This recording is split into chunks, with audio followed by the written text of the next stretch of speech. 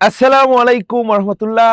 SSC 2026 সালের পরীক্ষার্থীরা ভাব সম্প্রসারণে কিভাবে 10 আউট অফ 10 নিশ্চিত করবে সেই বিষয়টি দেখিয়ে দিব আজকের এই ক্লাসে। ভাইয়া, শুধু আমি তোমাকে 10 আউট অফ 10 পাওয়ার স্ট্রাকচারটাই শিখিয়ে দেব না, পাশাপাশি আমি তোমাকে জাস্ট এখানে লেখা আছে 5টা, আমি তোমাকে 6টা, অনলি 6টা ভাব সম্প্রসারণ দেব উইথ অ্যান্সার। উইথ অ্যান্সার এই দেখো, আমি তোমাকে প্রত্যেকটা ভাই একদম অ্যান্সার সহ দিয়ে দিচ্ছি। তুমি যদি দেখো, এই যে ভোগে নয় ত্যাগেই সুখ, ভোগে নয় ত্যাগেই মহত্বের বিকাশ, এই যে এইরকম একটা ভাব সম্প্রসারণ তোমার এসে থাকে, এরকম একটা প্রশ্ন থাকে যেটাকে তোমাকে লিখে ফেলতে হয়। তুমি এইটাকে না 3টা ভাগে লেখো। আগে একটু লেখার স্ট্রাকচারটা দেখিয়ে দিই, তারপর আমি সবগুলো সাজেশন দিয়ে দিব। আসো, আগে যদি একটু লেখার স্ট্রাকচারটা বলে দিই ভাইয়া। এইটা তোমার খাতা। এই খাতার ভিতরে তুমি যে কাজটা করবা, তুমি এখানে লিখলা যে হ্যাঁ, যে 9 নম্বর প্রশ্নের উত্তর বা 8 নম্বর প্রশ্নের উত্তর, তোমার প্রশ্নের নাম্বারটা লিখলা।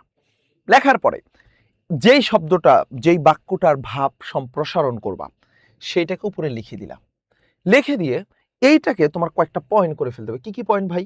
মূল ভাব, সম্প্রসারিত ভাব এবং মন্তব্য। ভাই, এইটাকে হাইলাইট করে লিখবো যে এটা মূল ভাব, এটা লিখে তারপরে লিখবো? নো, এই হাইলাইট করার দরকার নাই, তুমি এমনিতেই লেখো। তুমি 3টা পয়েন্টে লিখবা। হ্যাঁ, প্রথমে তুমি হচ্ছে একটা প্যারা লিখবা। প্রথমে একটা প্যারা করলা, এক প্যারার ভিতরে তুমি মূল ভাবটা একদম শুরুতে, তোমার প্রথম 2-3টা লাইন থাকবে মূল ভাব, যেখানে একদম, এই যে আমি কিন্তু প্রত্যেকটাতে মূল ভাবগুলো আলাদা আলাদা দিয়েছি। আমি তোমার যে 6টা সাজেশন দিলাম, সেই 6টারই আমি উইথ অ্যান্সার দিয়েছি। কতটুকু মূল ভাব হবে, তারপরে ভাবটাকে তুমি সম্প্রসারিত করবা, তারপরে মন্তব্য লিখবা। ভাই, কত পেজ লিখবো? আমি তোমাকে বলবো ভাইয়া, তুমি ভাব সম্প্রসারণটা 3 পেজ লিখতে পারো। 3 পেজ লিখতে পারো। হ্যাঁ ভাই, আরো কম লিখতে হবে, 2.5 হবে, 2.5 লিখলেও হবে, কোনো সমস্যা নেই। এইটা হচ্ছে এক একজন হাতের লেখা এক এক রকম। কার হাতের লেখা ছোট ছোট, কার হাতের লেখা বড় বড়। এখন তোমার হাতের লেখা যেমন, তুমি যদি শর্ট করে লিখে অনেক সুন্দর করে লিখতে পারো, নো প্রবলেম, তুমি লেখো। বাট তুমি 2.5 পৃষ্ঠায় অনেক বেশি। বাট তোমার লেখা এত বড় বড়, এত এলোমেলো, তোমার 4 পৃষ্ঠা লেখা লাগবে। আমার কথা বুঝতে পারছো? মানে লেখা যদি সুন্দর হয়, লেখা যদি স্বচ্ছ হয়, এক মাপের হয়, 2.5 পৃষ্ঠা এনাফ। 2.5 থেকে 3 পৃষ্ঠা এনাফ। ভাব সম্প্রসারণ 8-10 পেজ লেখার দরকার নেই। 10 মার্কের একটা প্রশ্ন, 10 মার্কের। মূল ভাবের জন্য পাবা 2-3 মার্ক, সম্প্রসারিত ভাবের জন্য পাবা 5-6 বা 7 মার্ক, শেষের যেটা মূল শিক্ষাটা বা মন্তব্যটা, এটার জন্য 1 মার্ক। তো তুমি যদি তোমার মতো করে সুন্দর করে এটা 3টা পেজে লিখতে পারো, তাহলে যে কাজটা করবা ভাই, এই স্ট্রাকচারটা কি, এই যে এইখানে আমি আমি তোমার মুখস্থর জন্য তোমাকে দেখায় দিছি, এটা মূল ভাব, এটা সম্প্রসারিত ভাব। শুরুতে লিখবা এইটা, তার তার নিচে লিখবা মূল ভাব, তার নিচে লিখবা মন্তব্য। কিন্তু এই যে মন্তব্য লেখার দরকার নাই, এটা যে মন্তব্য, এটা এটা নতুন করে লেখার দরকার নাই। এটা যে সম্প্রসারিত ভাব, সেটাও লেখার দরকার নাই, এবং এটা যে মূল ভাব, তাও লেখার দরকার নাই। তুমি তোমার মতো করে সুন্দর করে জাস্ট লিখে যাও। কথা বুঝতে পারছো? আসো, তাহলে কয়টা কয়টা দিলেন ভাইয়া? এই যে এটা একটা দিয়েছি, ভোগে নয় ত্যাগেই সুখ, ভোগে নয় ত্যাগেই মহত্বের বিকাশ। এই যে মূল ভাবটা সুন্দর করে লিখবা, যে মনুষ্যত্বই মানুষের আসল পরিচয়, আর ত্যাগের মহিমায় পারে মানুষের এই মনুষ্যত্বের উৎকর্ষ বিকাশ ঘটাতে। ত্যাগের মাধ্যমে সম্পদ চলে যায়, কিন্তু তার বদলে পাওয়া যায় অপরিমেয় সুখ। এরপরে তুমি ভাইয়া মূল কথাগুলো লিখে ফেলবা, এই যে সম্প্রসারিত ভাবগুলো, যে এই ক্ষেত্রে তুমি নিজের মতো করে, নিজের মনের মাধুরী মিশিয়ে যত বড় করে, যত বিশ্লেষণ করে লিখতে পারো, কোনো সমস্যা নেই। তুমি এইটাকে যত সুন্দর করে লিখতে পারো, কেউ যদি পারো ভাই, আমি এর ভিতর 2টা কবিতার কোটেশন দিয়ে দিব, তুমি বোর্ড প্লেস করে ফেলবা, তুমি 10 আউট অফ 10 পেয়ে যাবা।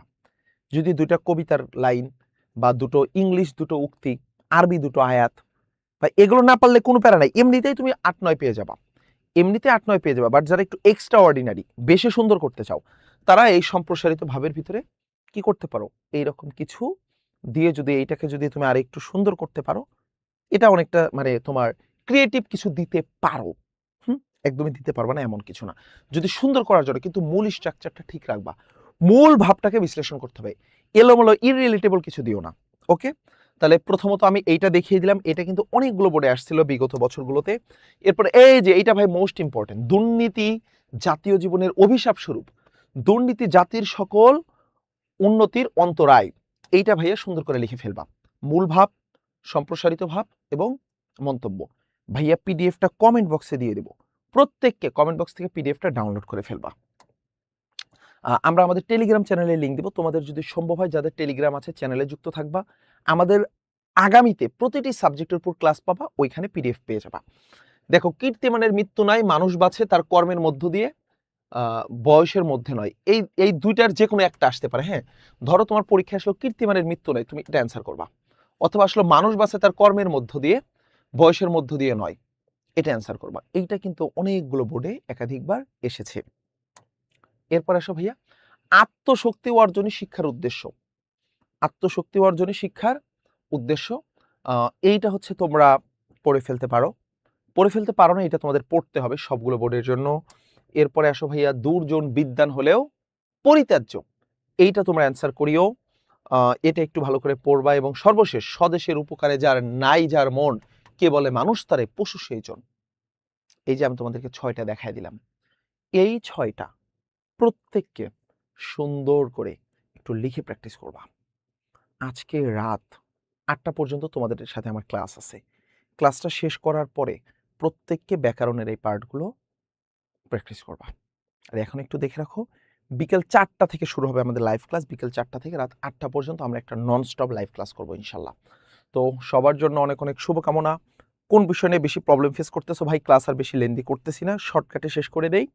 তোমরা পিডিএফ ডাউনলোড করে নিবা এবং প্র্যাকটিস করতে থাকো। দেখা হচ্ছে পরবর্তী ক্লাসে। আসসালামু আলাইকুম রহমতুল্লাহ।